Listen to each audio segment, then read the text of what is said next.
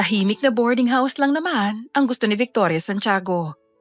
Yung tipong tahimik ang kapitbahay, mura ang renta, at walang nakakaistorbo habang gumagawa siya ng research papers niya.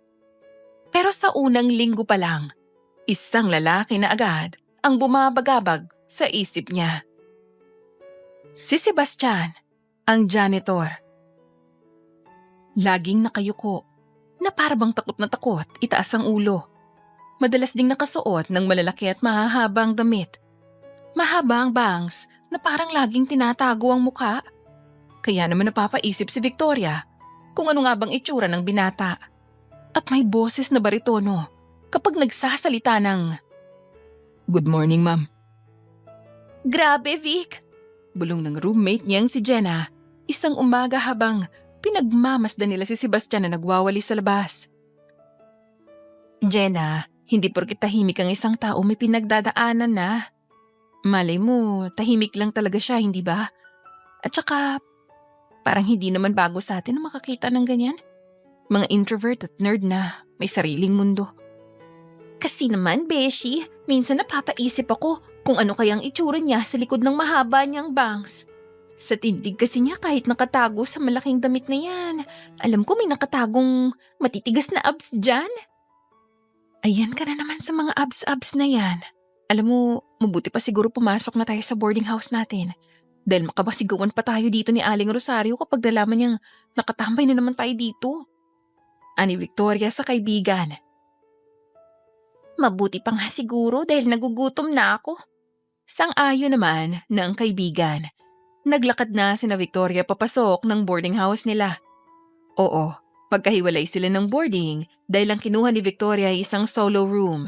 May sarili itong kusina at banyo, may maliit na sala at kwarto. May terasa din kung saan pwede niya isampay ang mga damit niya at uniforme. Sa tagal na ni Victoria sa Manila, ngayon pa lang siya nakatira sa ganitong lugar. Sanay kasi siyang 4 o 5 sila sa isang boarding house dahil nga yun lamang ang afford niya. Kaya naman gumawa siya ng paraan upang ma-afford niya ito kahit papano na hindi umaasa sa daddy niya. Upang matuto din sa buhay kung paano nga ba mabuhay ng isang simple. Siya si Victoria, 4th year college na sa kursong abogasya. Ito kasi ang pangarap niya. Pero nakatapos na siya ng isang kurso sa management dahil yun naman ang pangarap ng ama. Bale, 1 buwan na siya rito. At sa loob ng 1 buwan, napansin niya ang bagong janitor dito na parabang may kakaiba dito. Subalit dahil ayaw niyang makialam sa buhay ng iba, kaya naman naisipan niyang matulog na lang ng maaga dahil may trabaho pa siya bukas. Bilang janitress naman sa isang sikat na restaurant. Hihiga na sana siya sa malambot niyang kama nang mapansin ng pagkaumpog na parabang martilyo sa labas ng terasa niya. Malakas yun. Nakakairita din ang tunog. Tiyak na maririnig pa rin ni Victoria kung sakali kaya naman naglakad siya patungo sa terasa upang singhalan ang nag-iingay. Nagulat siya nang makita niya ang janitor ng boarding house niya na nagpupukpok ng malaking buko.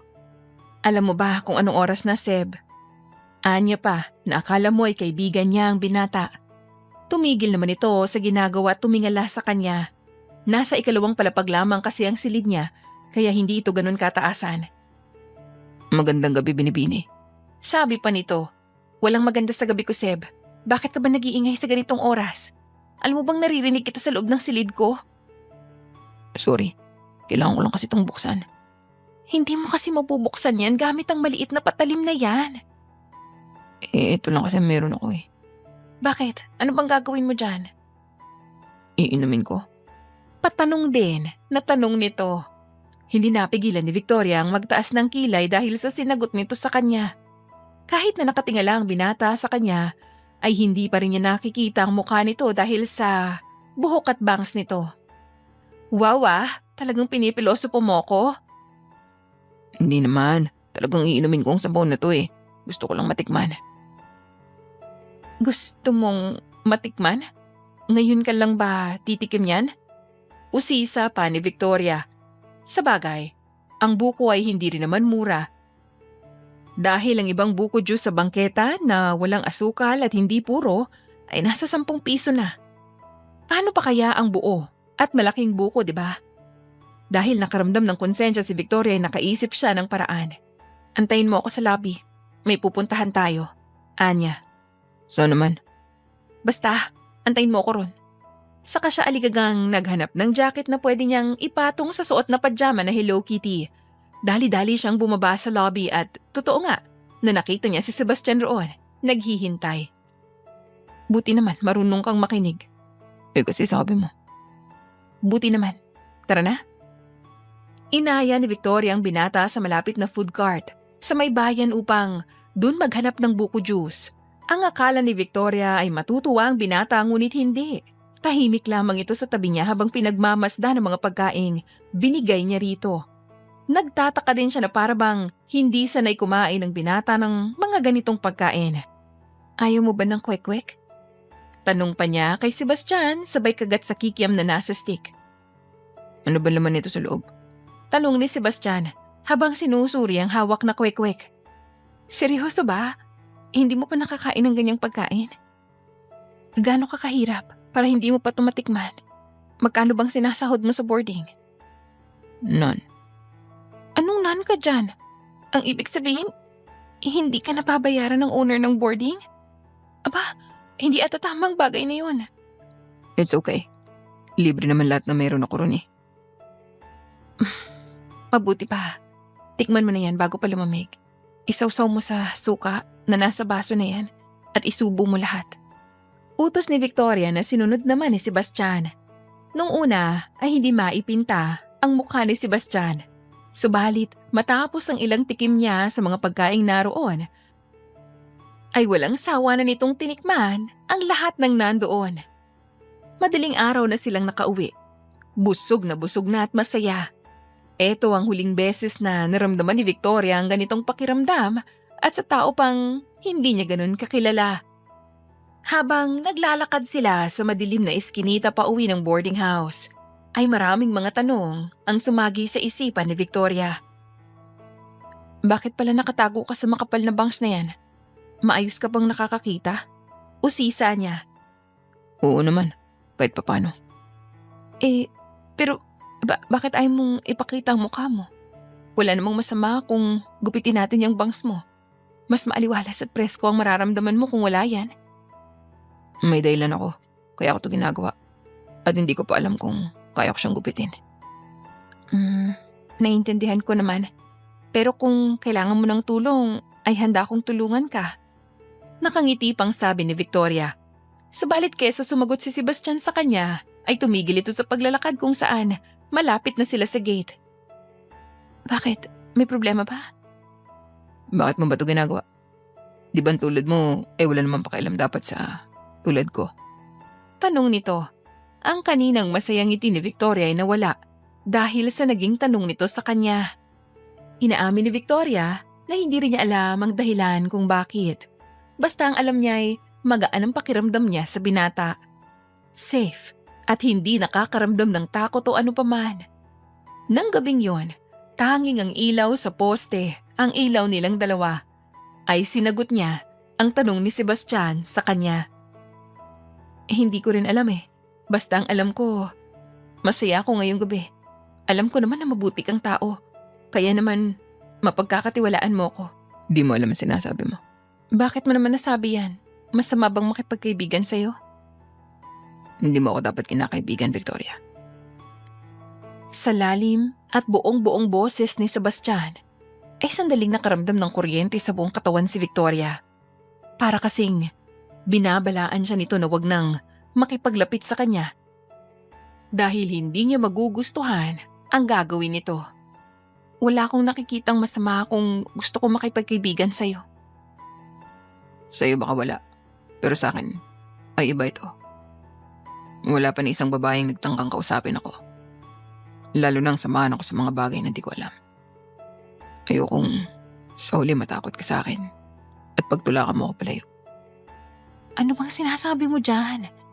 Sabay iwas ng tingin dahil pakiramdam ni Victoria ay iba ang ibig sabihin nito. Alam kong hindi pagkakaibigan ang habol mo sa akin, Victoria. Kaya mo lang ako napansin. Dahil kakaiba ako, di ba? Interesting. Kaya naman, gusto mo pang malaman lahat. Wala akong alam sa sinasabi mo. Gusto ko lang makipagkaibigan sa'yo, yun lamang. Hindi mo naman kailangan sabihin sa akin na ayaw mo sa akin. Pero kapag pinilit mo pa rin na silipin ang mundo ko, ay hindi ka na makakalabas. Baliw. Hindi pa. Kaya naman kung maaari, iwasan mo na lang siguro ako. Ni Sebastian, sabay lakad pa alis. Naiwan si Victoria roon sa may gate habang nakatayo at pilit na pinoproseso sa isipan kung ano ba ang ibig sabihin nito. Pakiramdam ni Victoria ay sasabog ang ulo niya sa mga naiisip kaya naman minabuti na lamang niyang pumasok na sa boarding house at matulog. Dahil bukod sa may pasok pa siya at kailangan niyang habul ng mga lessons na naiwanan niya. Lumipas ang 1 linggo kung saan natapos na rin sa wakas ang exam ni Victoria, ay napansin niyang wala si Sebastian. 1 linggo na rin na walang naglilinis ng hallway at walang mga lalaking binubuli ito. Sinubukan pa nga niyang hanapin si Sebastian, subalit wala na daw talaga. Pinagtanong na rin niya sa may-ari ng building at ang sabi raw ay maaga itong umalis, dala ang mga gamit. Hindi alam ni Victoria kung anong meron at nasaktan siya. Marahil dahil hindi ito nagpaalam, nalilisa na. Kinagabihan ay maaga siyang nagbihis upang pumasok sa trabaho. Ngayong gabi kasi ay kailangan niya pumasok bilang janitress sa isang club. First time niya sa ganitong lugar, pero kumpiyansa naman siyang walang mangyayaring masama sa kanya. Pagdating roon, bumungad agad sa kanya ang maingay at amoy na pinaghalo-halong alak at sigarilyo. Walang patda ang tugtugan at patay sindi ang mga ilaw. Ang mga tao sa dance floor ay panayang giling at yugyog ng mga katawan. Dahil hindi naman party ang pinunta niya rito, mabilis siyang dumiretso sa changing room upang palitan ang damit niya. Isang itim na long sleeves na may vest at mini skirt na tinernohan naman ng itim na stockings at heels. Ang mukha niya ay may suot na half mask habang nakalugay ang mahabang buhok. Inumpisahan niyang mag-serve ng mga inumin, subalit habang tumatagal roon ay mas lalo siyang kinakabahan hanggang sa malaglag ang panga niya nang makita si Sebastian. Nakaupo ito sa isang sofa habang kandong ang 2 babaeng hinahalikan siya.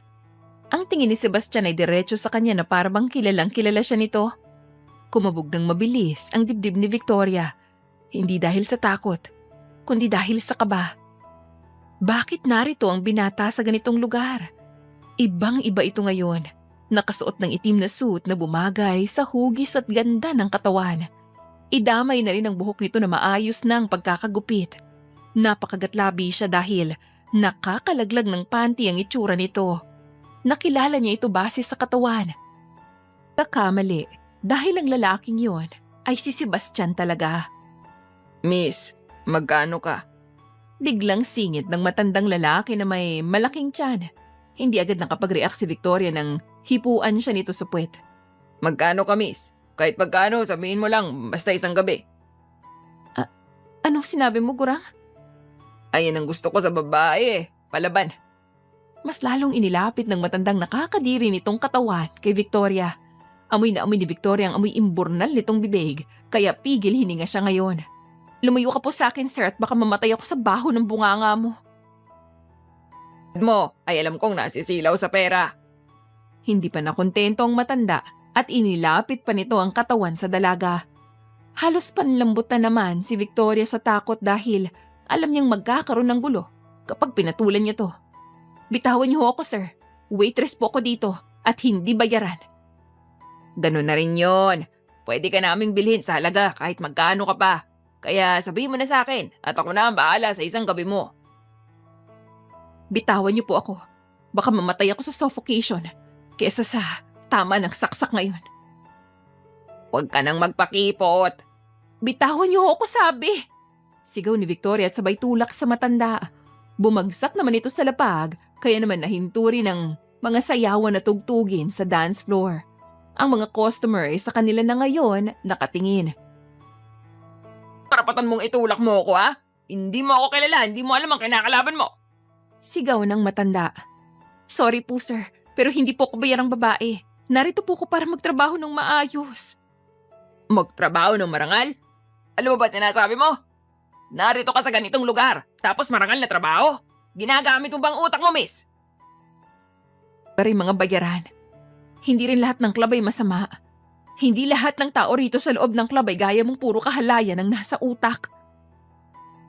Ang matandang lalaki hindi talaga natuwa dahil sa sinabi ni Victoria. Namula ito sa sobrang galit habang ang mga tao sa paligid ay nanunood lang ng mga susunod pang mangyayari. Iiwas na sana si Victoria nang harangin siya ng dalawang lalaking may malaking pangangatawan. Sa palagay mo, palalagpasin ko ang ginawa mo, miss? Pinahiya mo ako. Hindi ko na po kasalanan yun kung manyak ka, sir. Alam mo bang gusto ko ang mga tulad mo? Gustong-gusto ko yung pinapaa mo, mga matatapang na pusa na gaya mo. Ngisi ng matanda. Kinabahan siya lalo nang hawakan siya ng dalawang lalaki. Mabilis siyang nanlaban ngunit malakas talagang mga ito at hindi niya nagawang alisin ang pagkakahawak ng mga ito sa braso niya. Ano ba? Bitawan niyo nga ako! Sigaw niya. Hindi kita nagagantihan. Kay Victoria, kinilabutan si Victoria sa uri ng titig ng lalaki na puno ng pagnanasa. Sinuri pa nito ang buong katawan niya sabay dila sa labi nito na parabang natatakam sa masarap na putahe. Anong gagawin mo? Tuturuan lang kita ng leksyon. Nanggigilid ang mga luha ni Victoria sa takot. Isa lang ang nasa utak niya ng mga oras na yon. Hinanap niya si Sebastian sa pwesto kanina. Umaasa na baka pwede siyang tulungan. Ngunit, laglag balikat siya nang makita itong wala roon. Nang hahawakan na sana ng matandang dibdib niya, subalit biglang may pumigil. Nang buksan niya ang mga mata ay nakita niya ang matandang lalaki na namimilipit sa sahig at basag ang nguso at ilong nito. Pwede ka mag-behave, Mr. Reyes. O baka naman, gusto mong isumbong kita sa asawa mo? Ang alam sa buhay ko! Wala kang alam! Huwag mo akong pakialaman! Wala naman talaga akong pakialam sa'yo. Pero ang babaeng kinakanti mo kasi ay pag-aari ko. Kaya naman gigil na gigil ako sa'yo ngayon. At gusto kong basagin ang pagbumukha mo. Mahinang bulong ni Sebastian na abot lamang sa tenga ng matandang lalaki. Dahil sa takot, kilala kasi si Sebastian ng mga ito. Dahil iba magalit ang binata lalo na sa mga pag-aari nito. Hindi ko alam na babae mo siya. Nanginginig na sabi ng matanda. Oh, sad. Hindi ko mapapalampas to eh. Dahil nauna ka pang nakahawak sa pangupo niya kaysa sa akin. Ngumiisip pa ng nakakaloko si Sebastian. Mas lalong namutla ang matanda nang hawakan siya ng dalawang lalaki. Inilahad ang isang kamay sa lapag. Anong gagawin mo? Tuturuan ka lang ng leksyon na huwag mong hahawakan ang mga bagay na hindi naman sa'yo. Nang paluin ng baseball bat ang matanda, dinig na dinig ang malakas na hiyaw nito sa loob ng club. Narinig nga din ni Victoria kung paano nabali ang mga daliri ng matanda. Labis ang pagmamakaawa ang maririnig sa matanda. Subalit, hindi pa rin magawang imulat ni Victoria ang mga mata dahil sa takot niyang masaksihan ang matinding karahasan.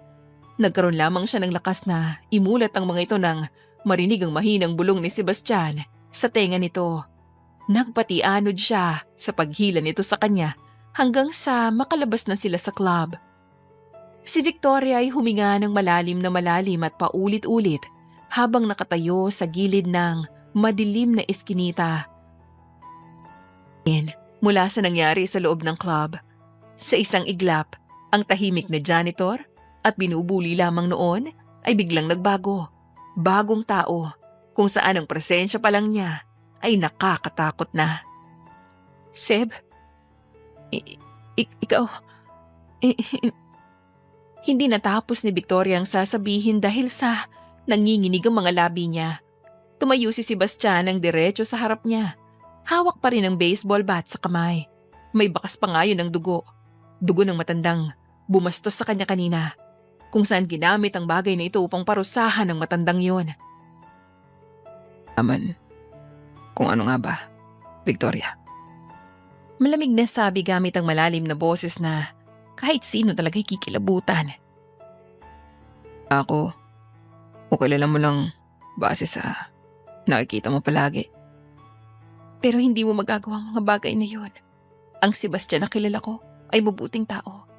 Kahit nga inaalipusta na siya ng mga ibang tao hindi pa rin siya lumalaban. Mahina, talunan, okay lang tiisin ng pang-aalipusta ng ibang tao. Mabait na sa'yo ang bagay na yun. Kapag nakita mo ang pagbabago, ay huhusgahan mo. Siyang may mali sa sinabi niya. Hindi na ang Sebastian na nakasama niya ng gabing yun ang Sebastian na kaharap niya ngayon. Hindi ganun ang ibig kong sabihin. Sabay iwas ng tingin. Ang malaga sa akin ngayon ay kailangan mo sumama sa akin. Sumama sa'yo? Kasi ano? At bakit? Hindi ko maintindihan. Hindi mo na dapat malaman pero dahil makulit ka, kailangan mo sumama sa akin. Nababaliw ka na. Hindi ba? Uuwi na ako. Salamat sa tulong mo sa akin pero hindi ako okay ngayon at natatakot ako sa mga sinasabi mo. Pag-amin ni Victoria. Hindi ka pwedeng umalis. Dahil kailangan mo sumama sa akin. Alam mo, Seb, hindi talaga ako natutuwa kaya uuwi na ako. Ngunit nagulat na lamang siya nang maramdaman ng pagtakip nito sa ilong niya ng isang panyo. Hindi lamang isang panyo, kundi panyo na may nakahalong amoy. Hindi na napansin ni Victoria nang maramdaman niya ang antok. Sa isang iglap ay nawalan siya ng malay at bumagsak sa mga bisig ni Sebastian. Siya na nakatayo sa malaking babasaging salamin na bintana habang nakatanaw sa asul na dagat. 5 oras din ang biyahe niya upang marating ang mansyon niyang nakatayo sa dulo ng kagubatan at sa gilid ng bangin kung saan ang babagsakan nito ay ang asul na dagat. Naman ang alak kung saan dahan-dahan niyang iniinom. Habang ang dalaga na si Victoria ay mahimbing na natutulog sa malambot na kama. Hindi kasama sa plano niya na idawit ang dalaga sa gulo ng buhay niya ngunit nang makita niya itong kamuntikan ng mapahamak ay hindi niya mapigilan ang sarili. Kaya naman wala siyang pagpipilian kundi ang isama ito at bantayan para na rin sa kaligtasan. Hindi nagbaling ng tingin si Sebastian sa taong pumasok sa loob ng silid. Sa amoy pa lang ng pabango nito na matamis-tamis ay kilalang-kilala niya na. Amo dito sa mansyon mong babaeng yan. Ano naman ginagawa mo rito, Lieutenant Chantal? Ikaw ang dapat na tinatanong ko kung anong katangahan ang ginagawa mo. Seriously? Nandamay ka ng inosenteng tao? Hindi mo nga natatapos ang mission mo tapos heto na naman. Mas malamig pa sa yelong tanong ni Sebastian. Ngunit hindi man lang nakitaan ng takot ang babae. Nag-aalala lang ako sa iyo, Seb. Alam mong hindi madali ang mission mo. Pero nandamay ka ng babae. Seryoso ka ba? Hindi lang siya simpleng babae, Chantal. Sa natutulog na si Victoria, saka lang niya nauunawaan kung bakit dinala ni Sebastian ang babaeng ito. Nakaramdam siya ng selos, galit at inggit ngayon sa babae. Dapat siya ang pinoprotektahan nito. Ngunit ang dating mainit at puno ng saya na relasyon nila ay nasira. Ipagtingin ka. Naririnig mo ba ang sarili mo, Seb? Hindi ka pa nadala sa nangyari sa atin? O yan. Ikaw may kasalanan na nakaraan na. Ngayon, gagawin ko lahat upang protektahan siya. Paano? Paano mo nagustuhan ng babaeng hindi mo naman kilala? Ganun ba ako kadaling kalimutan? Ang pinagsamahan natin ng 5 taon. Ganun lang yon? Pumatak ang mga luha sa mga mata ni Chantal dahil sa sakit na dulot ng alaala nila ni Sebastian dati. Ngunit mas lalo siyang nasaktan sa isiping. Hindi man lang nakitaan si Sebastian ng emosyon habang nakatingin ng diretso sa kanya ngayon. Out. Bihin ko ito sa mas Subukan mo. At ako mismo makakalaban mo. Pagbabanta ni Sebastian sa babae. Kanang mas mataas na magtago ng babae kung alam mong madadamay sa misyon na meron ka. Bibigyan kita ng 1 buwan, Commander de Vera, para ayusin ang lahat ng gulong ginawa mo. Sabi ni Chantal. Naglakad na rin ito palabas ng silid kung nasaan si Sebastian. Nakatayo lamang doon si Sebastian habang Nakakuyom ang mga kamay sa tindi ng pagpipigil niya ng galit. Kumalma lamang siya nang balingan niya ng tingin si Victoria na mahimbing pa ring natutulog sa kama niya.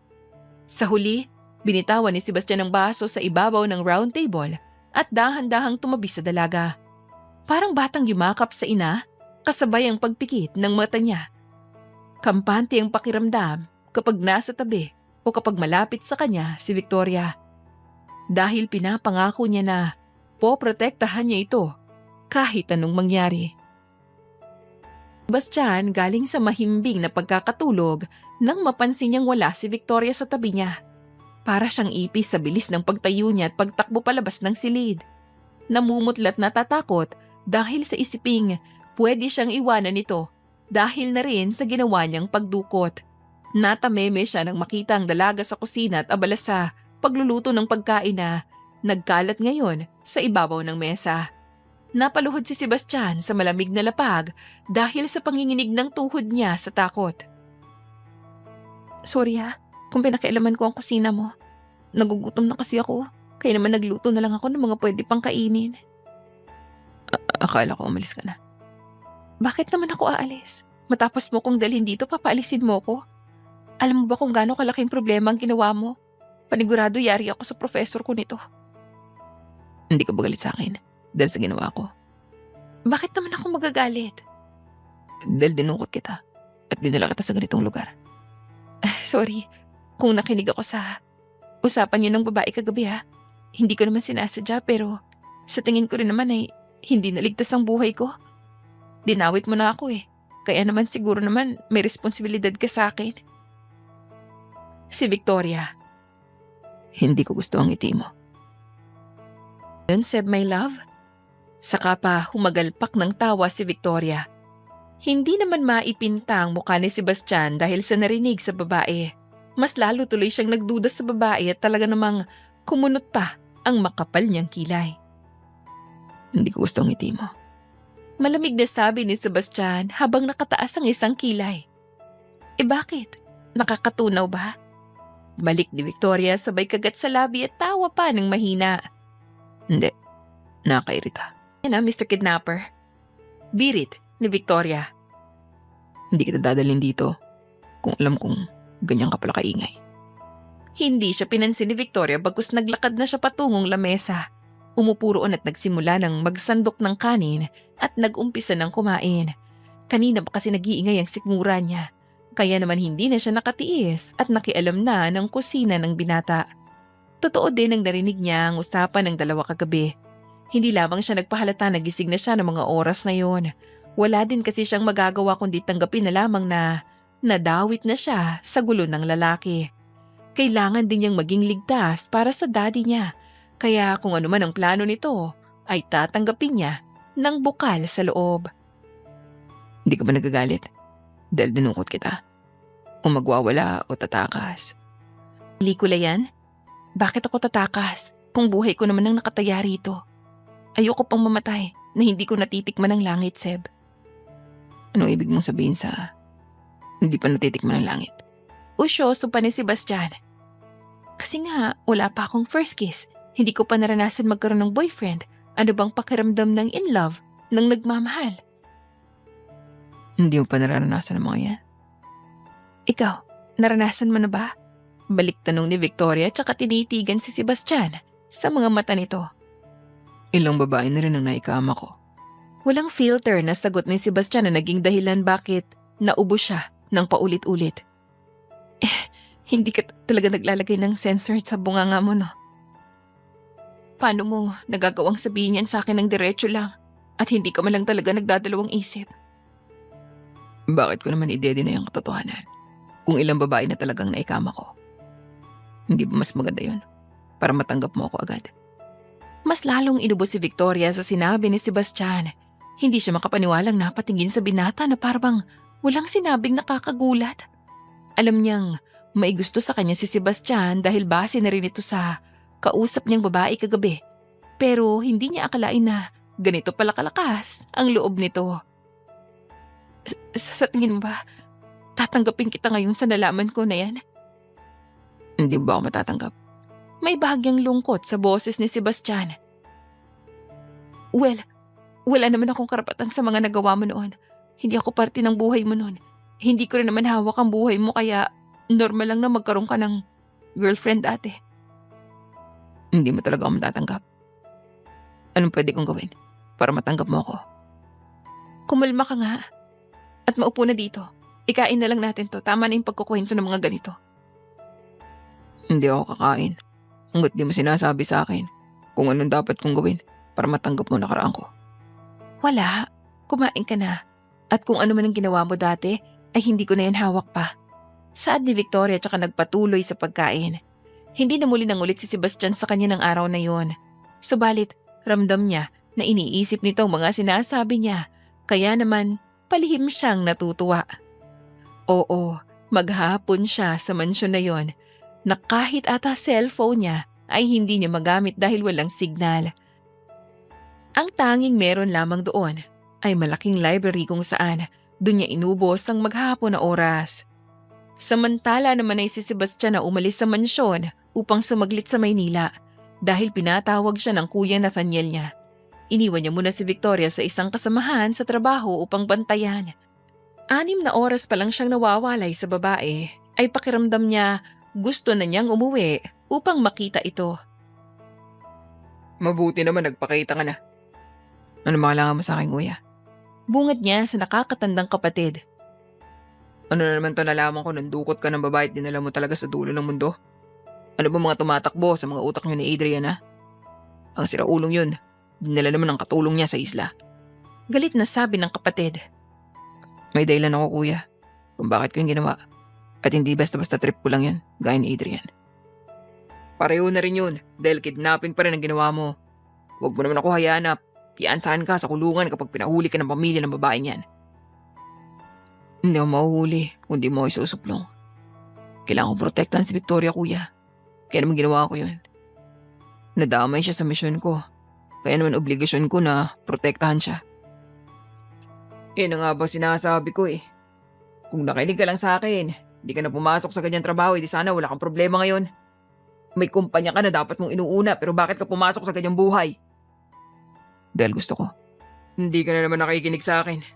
Lumayas ka na nga. Siguraduhin mo lang di ako magkakaroon ng problema dyan sa babaeng yan. Dapat ang asawa mo inatupag mo, kuya. Balita ako. Umuwi na siya ng Pinas at ginugulo ngayon si Alexander. Natuod naman ang kanyang kuya Nathaniel nang sabihin ng masamang balita. Kung galit ang mukha nito nang pumasok siya sa silid ay mas lalong nagalit ito sa nabalitaan tungkol sa dati niyang asawa. Anong pakialam ko sa babaeng yun? Alam ko may pakialam ka pa, kuya. Bago pa makasagot si Nathaniel ay narinig nila ang mahihina at maliliit na yapak na pumasok sa opisina kung nasaan sila ngayon. Ang maliit na batang kamukhang-kamukha ng babaeng kinasusuklaman ni Nathaniel. Ang sumilip at lumabi habang dalang manika nito na galing pa sa ina. Baby, what happened? Malambing pang tanong ni Nathaniel matapos makalapit sa bata. Kasi daddy po, sabi ni Motmot kaya po wala po kong mami. Kasi ampon daw po ako. Sabi ng bata. Anak naman. Maniniwala ka ba sa sinasabi ng ibang tao? May mami ka, okay? Busy lang siya ngayon sa ibang bansa. Pero uuwi din siya balang araw. Talaga po? Kumislap ang mga mata ng bata sa kasinungalingang 1 taon na ring dinadala ni Nathaniel. Kahit may bara sa lalamunan dahil sa pagsisinungaling, ay tumango si Nathaniel. Pinunasan niya ang mga luha ng anak. Oo, may anak sila ng dati niyang asawa ngunit inabandon na niya ito at mabuti na lamang ay naabutan niya nang ipatapon na sana ang bata sa bahay ampunan. Pinalaki niya si Nathalie ng mag-isa at walang ina. Subalit kahit anong pagmamahal ang gawin niya sa anak, ay hindi talaga nito makakalimutan ng ina dahil nang tumungtong ng 2 taon ng bata, nagsimula na itong magtanong at hanapin ang ina. Wala siyang magawa kundi ang magsinungaling sa anak upang hindi na masaktan pa. Plano niyang maghanap ng asawa at ito na lamang ang ipakilala sa bata ngunit sa dami ng babae na inakit siya ay hindi pa rin niya makalimutan ang babaeng nanakit sa kanya. Okay po, Daddy. Hello po, Ninong Seb. Ang pogi niyo po ngayon. Masiglang bati pa ng anak sa kapatid. Ikaw din, Natalie. Ay, napakaganda mo pa rin. Nakangiting sabi ni Seb. Hindi rin nagtagal nagpaalam na ang bata kaya naiwan muli si Sebastian at Nathaniel sa loob ng opisina. Kahit hindi magsalita ang kapatid ay alam niyang minumura na siya nito sa isipan. Alam ko na iniisip mo. Bakit mo pa rin pinaninindigan ng kasinungalingan mo kung ganon? Dahil ayoko masaktan ng anak ko, Seb. Anak mo ba? O umaasa ka pa talaga na babalik ang babaeng yun? Bakit kasi hindi mo pa alamin ang totoong nangyari? Bakit di mo alamin kung anak ba ng ibang lalaki ang anak na inaalagaan niya ngayon?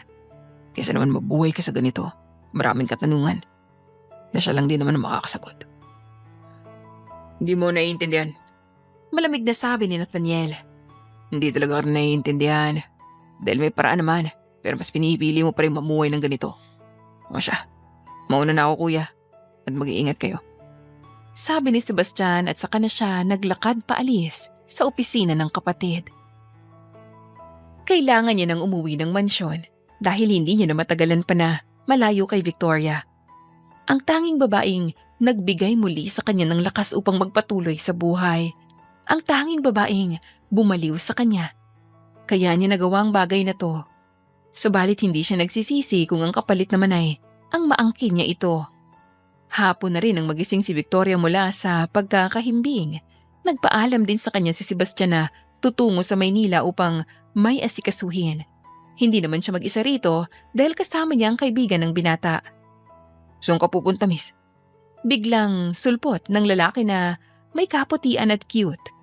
Hindi nga ito mukhang pulis para lang naglalaro ng pulis-pulisan. Naalala naman niya ang pangalan ng lalaki. Ikaw si Jack, hindi ba? Bakit diyan ka natutulog? Usisa ni Victoria dahil naabutan na naman niya ang lalaki na nakahiga ng diretso sa lapag, malapit sa pintuan ng silid niya. Sa sobrang straight ng pagkakahiga nito ay iisipin mong patay na. Para mabantayan ka, dahil baka mapatay ako ng boss ko kapag may nangyaring hindi maganda sa'yo. May mangyayari pa bang hindi maganda sa akin sa ganitong lugar? Hindi kasi ordinaryong kalaban ng kalaban ni boss Kahit nga saan tayo magtago, tsak na malalaman nila. Ganun ba kaseryosong bagay na to? Miss, hindi biro ang trabaho namin dahil buhay nakasalalay kaya naman. Tumigil sa pagdadaang binata ng tumunog ng malakas ang tiyan nito. Namula pa sa sobrang kahihiyan, kaya hindi napigilan ni Victoria ang mapangiti. Ilang taon ka na ba, Jack? Hindi mo naman kailangan malaman ng edad ko, miss. Paano ko malalaman? Paano kita gagalangin, di ba? Saka, ano bang gusto mong kainin? Saka na naglakad si Victoria patungong kusina. Sumunod naman ang binata sa kanya na parang bata. Nanunood lamang ito ng simula na ni Victoria ang ilabas ang mga sangkap at gagamitin na kagamitan. Ang naisip niyang lutuin ay kaldereta at pinakbet dahil ito lang naman ang available na sangkap sa loob ng frigidaire. Sigurado ka bang marunong ka magluto, miss? Ano sa palagay mo, Jack? Mukha kasing malalason kami dyan. Ano yan? Pwede naman tayo tumawag ngayon kay boss para bilan tayo ng pizza tsaka chicken wings pag uwi niya. Hindi napigilan ni Victoria ang mapangiwi sa narinig sa lalaki. Hindi na siya nagtataka dahil mukhang hindi rin nakakakain si Sebastian ng mga matitinong pagkain. Iyon ang kinakain niyo? Kailan kayo huling kumain ng matinong pagkain? Hindi ko na maalala, miss. Hindi naman kasi mahalagang pagkain sa amin. Dahil kailangan naming maging fit para makalaban. Pero kailangan niyo pa rin ng maayos na pagkain para naman may lakas kayo na makipagbasag ulo. Hindi pa naman kami nabubugbog ni boss. Mas lalong napangiwi si Victoria dahil hindi niya ma-imagine ang pakikipagbasag ulo ni Sebastian sa ibang lalaki. Dahil hindi na kaya ni Victoria ng pakinggan pa ang karahasan ng mga trabaho nila, ay tahimik na lang siyang naghanda ng almusal. 1 oras din bago siya natapos at nag-ayos ng hapag. Nung una ay nahihiya pa si Jack, pero sa huli ay kumuha na rin ng plato at kutsara. Hindi na siya nagulat nang halos malinis ni Jack ang lahat ng pagkain nang matapos sila. Ito na rin ang nag-alok ng hugasan ng mga pinagkainan. Kaya naman si Victoria ay nagtungo na sa library upang doon magpalipas oras. Hindi rin niya namalayan na Nakatulog na sa mahabang sofa dahil sa sobrang pagod ngayong araw. Hindi napansin na may 5 itim na anino na umaaligid ngayon sa buong mansyon. Kalahating oras nang maalimpungatan si Victoria dahil sa mahihinang kaluskos na nanggagaling sa veranda ng silid kung nasaan siya. Pupungas-pungas pa siyang bumangon upang silipin ito nang mapansin niyang 2 lalaki na nakasuot ng itim at pati ang mukha nito ay nakatakip ng itim. Mabilis siyang ginapang ng takot kaya tumakbo siya palabas ng silid niya. Ngunit ilang yabag din ang narinig niya. Hindi siya nakakilos nang makita niya kung paano dahan-dahan pumihit ang siradora ng pinto. Mabilis niya yun nilock bago pa mabuksan at mabilis na tumakbo papasok sa banyo. Nanginginig ang buong katawan na naghahanap ng madadaanan. Ngunit ang tanging naroon lamang ay ang maliit na bintana ng banyo. Anong gagawin ko? Naiiyak niyang tanong sa sarili. Nababaliw na siya na natatakot ngunit nilalakasan niya ang loob at napapalingalinga upang maghanap ng magagamit. Hindi siya nabigo nang makitang isang bakal na makapal. Kahit na mabigat ito, ay buong tapang niya itong ginamit upang basagin ang bintana. Napapikit siya nang mabasag ito subalit kasabay nun ay ang pagpasok ng 3 lalaki. Mabilis siyang umakyat sa lababo at dumaan sa maliit na bintana. Hindi na rin naramdaman ni Victoria ang paghiwa ng mga basag na salamin sa braso, palad at hita niya dahil ang nasa isip lang niya ng mga oras na yon ay makatakas. Habulin yung babaeng yun! Hindi siya pwedeng makawala! Malakas na sigaw ng isang lalaking humabol sa kanya. Bumagsak ang katawan ni Victoria sa malamig na lupa. Madilim na ang paligid at sa tansya niya ay hating gabi na, base na rin sa bilog ng buwan. Hindi niya napigilan na maluha dahil si Jack ay hindi niya alam kung ligtas pa ba. Basta ang ginawa niya ay tumakbo siya papasok sa gubat dahil ito lang ang alam niyang lugar na magiging ligtas siya. Hanapin yung babae bago dumating ang tibera na yan! Malakas na muling sigaw ng lalaki. Takbo ang ginawa ni Victoria. Wala nang pakialam sa mga matutulis na bagay na tumutusok sa talampakan niya. Naalala niya si Sebastian dahil kailangan niya ngayon. Hindi niya alam kung kakayanin pa niyang takasan ng mga lalaking to. Nang malapit na sana siya sa dulo ng gubat ay halos tumigil siya sa paghinga nang bigla lamang may humila sa kanya. Lalabanan pa sana niya ito nang makitang si Jack. May tama ng baril sa hita, tagiliran at tiyan. Jack, mabuti naman at ligtas ka. Sorry miss, hindi kita agad naprotektahan dahil ang dami nila at nagawa nilang palibutan ng buong mansyon. Babalikan sana kita at malapit na rin naman si boss pero hindi ko na kaya. Sorry po miss. Iyak nito. Ano ka ba? Hindi yan ang dapat na iniisip mo. Ang isipin mo ang kalagayan mo. Hindi mo pa nakikita naliligo ka na sa sarili mong dugo. Tuloy-tuloy na rin talaga ang pagpatak ng mga luha ni Victoria. Iwan naman ako miss. Kailangan mo dumaan dito para makasalubong mo si boss kung sakali. Hindi kita iiwan, Jack. Sige na po miss. Mas mapapatay ako ni boss kapag nalaman niyo nasaktan ka. Nahihirapang tulak nito sa kanya. Mas lalong nagdilim ang mata ni Victoria nang maiwan ang bakas ng dugo sa braso niya dahil sa tama nito. Narinig na rin nila ang yabag ng mga taong gusto silang patayin sa hindi kalayuan sa kanila. Hindi na alam ni Victoria kung ano ang gagawin, kung tama bang iwanan ito o magpakapatay na lamang sila ng sabay.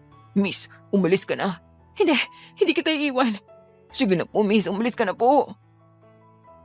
Hindi nakinig si Victoria bagkus buong lakas niyang tinulungan itong makatayo upang alalayan. Dahan-dahan nilang nilisan ang gubat at nakarating sa gilid ng daan. Tagaktak ang pawis nilang dalawa dahil sa takot na baka matunton sila ng mga ito. Iyak ng tahimik si Victoria habang nagdarasal na sana'y makaligtas sila ngayong gabi. Pakiramdam ni Victoria ay nawala ang lahat ng takot niya nang makitang pamilyar na sasakyan.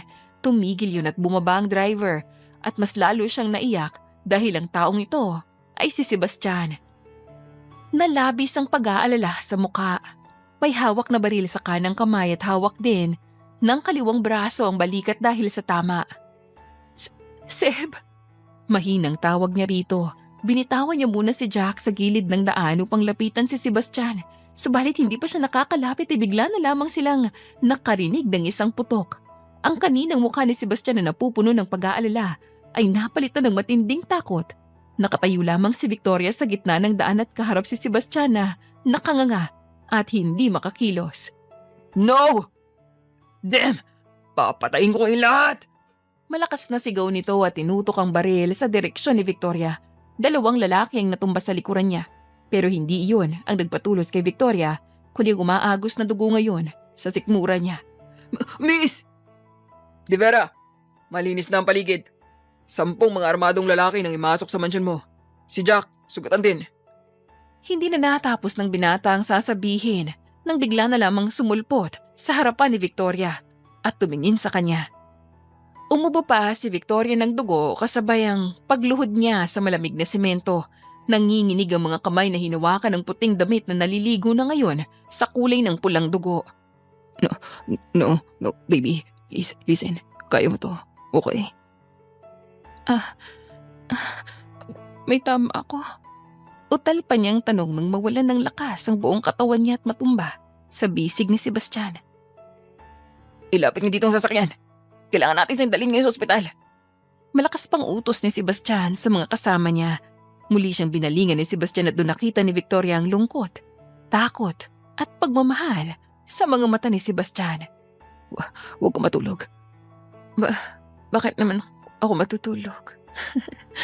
Kakagising ko lang. Baby, please. Huwag ka matutulog. Dadaling kita sa ospital. Naramdaman ngayon ni Victoria ang pag-angat niya sa ere at saka mabilis na isinakay sa loob ng sasakyan. Yakap-yakap pa rin siya ni Sebastian na paulit-ulit na nagsasabi na huwag siyang matulog. Sumakit na rin ang ulo ni Victoria at nanlalabo na ang mga mata. Please, don't close your eyes. Please. Ano bang sinasabi mo? Sinasabi ko si Victoria, kapag natulog ka ngayon, ay sisiguraduhin kong aangkinin kita. Hindi na kita pakakawalan pa. Gusto ko yan. Pilit niyang sabi, ngunit tuluyan na talagang bumigay ang katawan ni Victoria at nawalan na siya ng malay. Hindi naman mapakali si Sebastian dahil sa matinding galit nito. Nagwawala ito ngayon at hindi alam ang gagawin. Samantalang tahimik lamang ang mga kasamahan ng binata.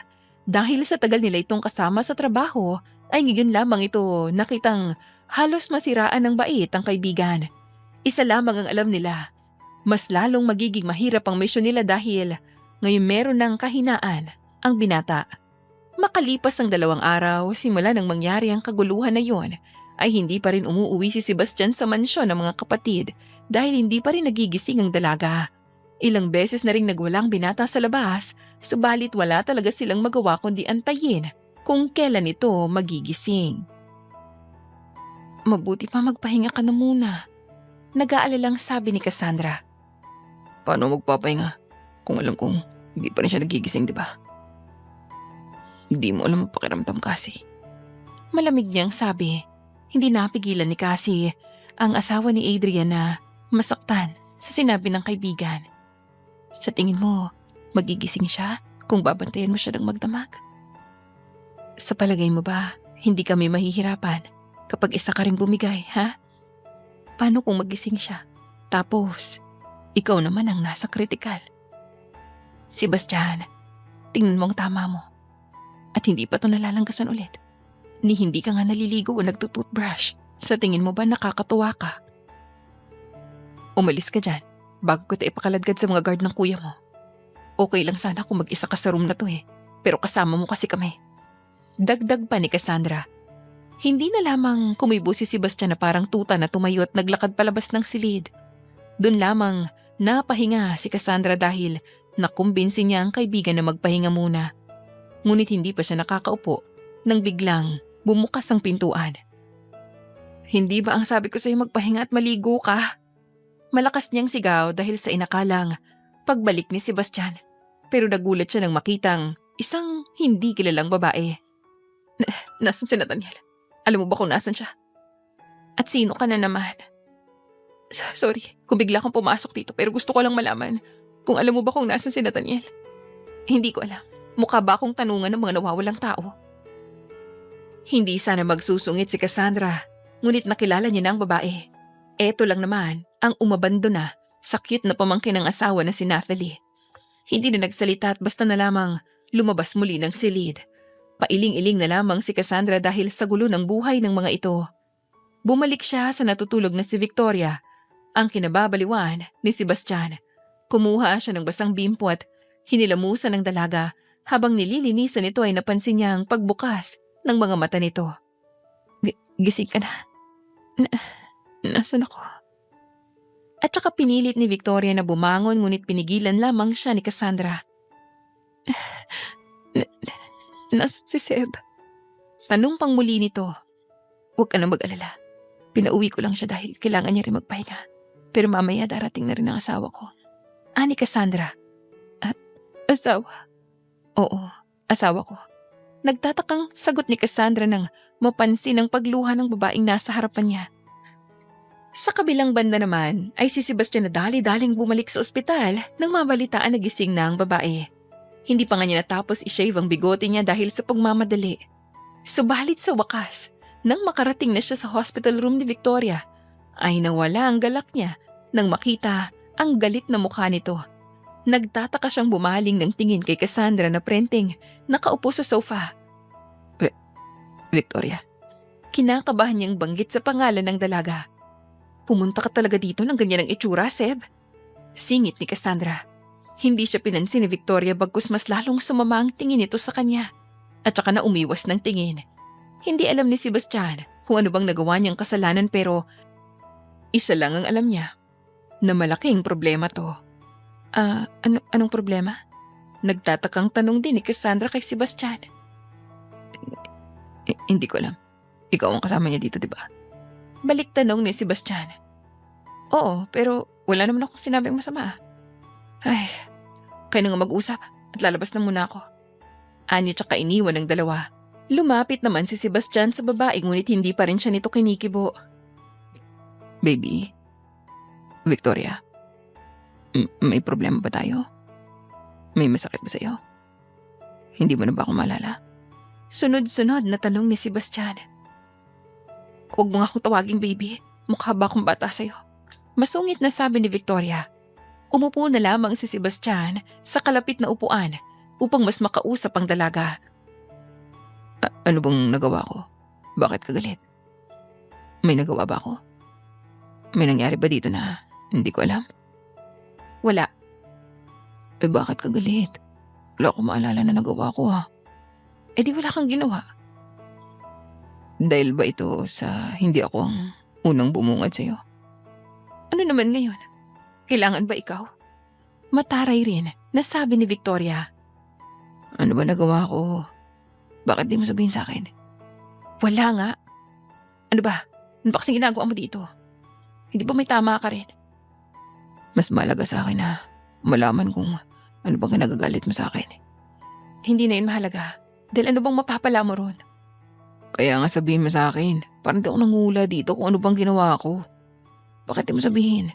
Para matapos na to at hindi humaba ang away. Baby naman eh. Pagsusumamo ni Sebastian.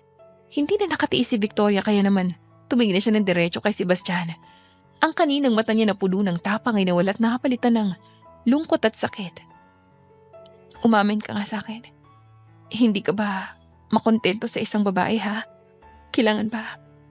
Pati ako ay paiibigin mo tapos ganito lang gagawin mo. Ano? Hindi ko maintindihan. Huwag ka nang magmaang-maangan pa, Sebastian.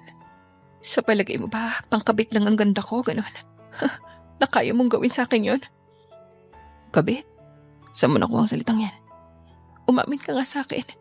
Kasal ka na, di ba? May asawa ka na. Ang ganda-ganda ng asawa mo, tapos lalandiin mo pa ako.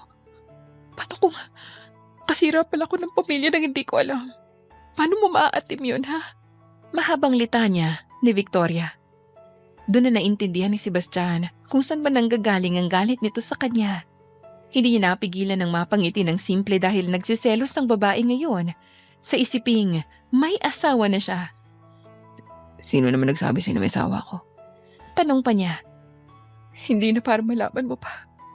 Paano natin naayusin ang misunderstanding kung di mo sasabihin sa akin? Bakit kailangan mo pang malaman kung hindi naman yun mahalaga dito? Ang importante dito ay ayusin mo ng buhay mo at huwag mo na akong idamay pa sa kabulastugan na naiisip mo. Wala akong ginagawang ganyan. Ayoko maging kabit, Seb. Kaya please lang. Hindi ka magiging kabit, baby. Ano ba nasabi? Hihiwalayin mo siya para sa akin. Hindi ka ba kinikilabutan sa sinasabi mo? Wala nga akong asawa. Ang babaeng yung asawa yun ng kapatid ko. Saka ngumiti nang makahulugan si Sebastian. Tumigil naman sa pagtatalak si Victoria at nagtatakang tumingin sa kanya. Pero sabi niya, asawa ka niya. Kinumpirma mo ba? Hindi. Sasagot sanang muli si Victoria nang biglang bumukas ang pintuan ng silid kung nasaan sila. Iniluwanan si Cassandra habang hawak sa tengang isa pang lalaki na may dalang bata. Makulit ka talagang buisit ka. Sabing huwag kang papayag na dalhin dito ang anak natin eh. Hindi pa okay si Seb at si Victoria. Mahal naman, nasasaktan ako. Reklamo ng lalaki. Bigla na lamang pinamulahan ng mukha si Victoria sa nakitang senaryo. Tinanong pa siya ng babaeng si Cassandra kung anong problema ngunit hindi niya masabi. Nag-iwas na lamang ng tingin si Victoria at nagtakip ng kumot dahil sa matinding kahihiyan na nararamdaman. Isang linggo din ang lumipas at nakalabas na siya ng hospital. Hindi man ganun kaayos ang lagay niya, ngunit mas magkakasakit siya kung mananatili pa rin siya sa ospital. Mas naging maalaga si Sebastian sa kanya at nalaman din niya na ang boarding house na tinitirhan niya ay pag-aari pala ng binata. Ang mga masasamang tao na muntik nang pumatay sa kanila ay nabubulok na ngayon sa kulungan. Iyak naman ang iyak si Jack nang sa wakas nakalabas na rin ito sa ospital. Naging buntot na nga din niya ito sa pagbabantay sa kanya dahil utang daw niya ang buhay niya sa dalaga. At kung curious kayo sa naging buhay ni Victoria at Sebastian, naging opisyal na silang magkasintahan. Hindi pumayag si Sebastian na hindi siya sagutin ito sa isang araw na panliligaw. Nagpakilala na rin ito sa ama ni Victoria at botong-boto pa ang matandang lalaki, kaya naman sa huli ay pumayag na si Victoria dahil may nararamdaman na rin naman siya para kay Sebastian. Makalipas ang 2 buwan ng pagsasamay, napapansin ni Victoria na madalas na ang pag-uwi ni Sebastian ng madaling araw. Pagod na pagod at hindi halos makausap dahil bagsak ito palagi. Nagdududa si Victoria subalit malaki pa rin ang tiwala niya rito. Alauna ng madaling araw, nang maalimpungatan siya at makapana, wala ang nobyo sa tabi niya. Nang silipin niya ang labas ng bintana ay nakita niya itong sumakay ng sasakyan. Nanginginig niyang kinuha ang jacket at susi ng sasakyan at sinundan ng lalaki. 15 minutos ang naging biyahe hanggang sa tumigil si Sebastian sa isang magandang garden. Malakas ang bawat kabog ng dibdib niya habang sinusundan si Sebastian hanggang sa makita niya ito na yumakap kay Chantal, ang ex nito. Natakip niya ang sariling bibig gamit ang kamay. Gulat at namumutla si Sebastian nang makita siya. Para bang hindi ito natatakot na nahuli niyang dalawa sa akto. Anong ginagawa mo rito? Tanong agad ni Sebastian sa kanya. Ikaw ang dapat na tinatanong ko niyan, Seb. Anong ginagawa niyong dalawa dito? Mawalang nga lang sa inyo, lovebird ha. Pero wag niyo akong isali sa away yung dalawa kasi kararating ko lang dito para sana magpalobo ng mga lobo. Pero sige, is na ako. Ituloy niyo ng away niyo. Singit ni Chantal at saka na ito umalis. Mabilis namang lumapit si Sebastian kay Victoria, ngunit lumayo din si Victoria. Nakaramdam naman ng konsensya si Sebastian dahil sa paglilihim niya. Mali ang iniisip mo, baby. Ano? Ipaliwanag mo sa akin kung bakit kayo magkasama rito ng ganitong oras talaga. Madaling araw. Kasi hindi ko siya magagawa ng maghapon dahil busy ako sa company natin, baby. Kaya naman ganitong oras ko lang ito magagawa. Ano bang ginagawa niyo dito? Nagde-date? Hindi. Ano nga? Sa tingin mo ba mapapatawad pa kita kapag walang kwentang dahilan mo? Hiyaw ni Victoria kay Sebastian. Makinig ka muna kasi. Hindi sa ganun ang iniisip mo. Wala kami relasyon o ginagawa masama ni Chantal. Narito lamang siya para tulungan ako sa pinaplano ko. Paliwanag ni Sebastian. Alam ko, at alam ko rin na wala kang lakas para lokohin ako ngayon. Sabihin mo sa akin kung ano pa ginagawa mo gabi-gabi. Kasi kapag hindi mo sinabi ngayon, baka hindi na kita paniwalaan pa. Pananakot ni Victoria sa kasintahan. Sa huli, wala nang nagawa pa si Sebastian kundi umamin sa dalaga. Iginaya niya ito papasok sa garden kung saan gaganapin sana ang event na Ihinahanda niya ilang linggo na rin. Samantala hindi mailarawan ng mukha ni Victoria nang sa wakas ay makapasok sa loob. Naroon kasi ang lahat ng tao na kilala niya.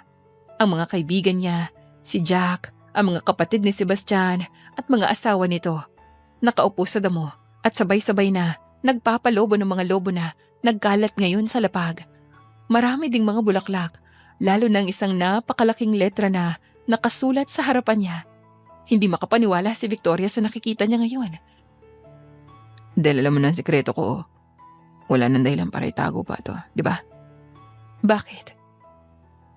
Anong bakit? Gusto kong makasama ka habang buhay, kaya ako to gagawin. Sa harap ng lahat ay lumuhod si Sebastian sa harapan ni Victoria.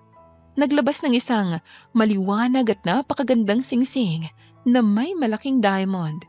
Natutop naman ni Victoria ang bibig at saka namuo ang mga luha sa mata. Saksi ang lahat na hiningi ni Sebastian ang kamay ni Victoria upang pakasalan. Siyempre, hindi na nag-inarte pa si Victoria tinanggap na ang alok na kasal ni Sebastian. Nang gabing yun ay nagsaya ang lahat at nagpakalasing. Hindi alam ng lahat sa madilim na parte ng garden ay may nag-iisang katawan. Nang malasing ang lahat, naisipan ni Victoria at Sebastian na makapagsolo upang magpahangin. Dinala sila dito sa dulo ng garden na may maliit na kubo ngunit modern style dahil may silid roon. Hindi na nga napigilan ni Sebastian na halikan ng fiancé niya ngayon dahil ang tagal niya din hinintay ang pagkakataong ito. Naglaro na rin ang mga kamay niya sa katawan ni Victoria. Teka, kami makakita sa atin dito. Sabi ni Victoria habang sinusuklian na rin ang mga halik ni Sebastian sa kanya. Pumasok sila sa kubo, wala nang ang pakialam kung naiwan ba nilang bukas ang pinto. Basta ang alam nilang dalawa ay miss na miss nilang isa't isa. Itinulak siya ni Sebastian sa ibabaw ng kama habang nakatingin sa kanya na malagkit at dahan-dahang hinubad ni Sebastian ang lahat ng saplot na meron siya.